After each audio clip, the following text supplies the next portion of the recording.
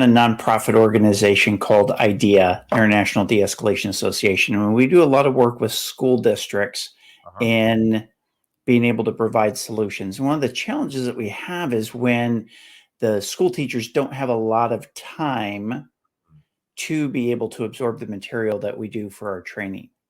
So I'm curious, when you're trying to help a client find a solution to one of their problems and build trust at the same time, they seem to go hand in hand, but do you have any techniques for being able to really nail down the questions to ask a client when you're trying to help them solve their own problem that maybe they don't even know about?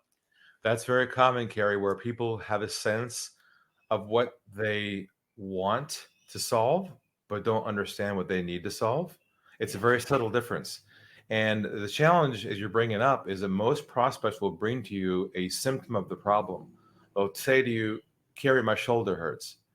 And the most experts will say, great, let me help you solve that problem. But a doctor doesn't take that assumption and assume it's true. They go to an X-ray machine, an MRI machine to find out what the real core problem is.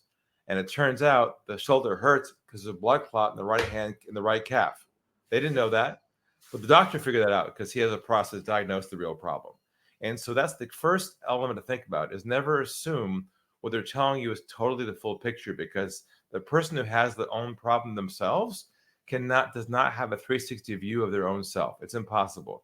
Human beings only look inward. They don't look outwards. So that's why they need an expert like yourself to help them see the totality of their issues. So what you first do with people is that you have them share with them what their concern is. That's as far as they can take it, what I call service level. Then you need to unpack that issue and help them see the context behind it. And that's where the questions come into play, where you might want to ask things like, tell me more about that situation. Tell me in detail where it's happened before. What have you tried on your own to try and resolve this? How long has this been an issue for? What's been the impact to your situation and your kids because you haven't been able to solve this? Give me more a sense of how this is slowing you down for your performance. Give me an idea of how much you're losing because of this. See how I keep going? Yeah. With lots of questions, because you have to help them go down their own iceberg, help them see the truth behind their own problem. Because here's the thing, if they don't own the gravity and the seriousness of their problem, and it's not urgent to solve, then they're gonna ghost you.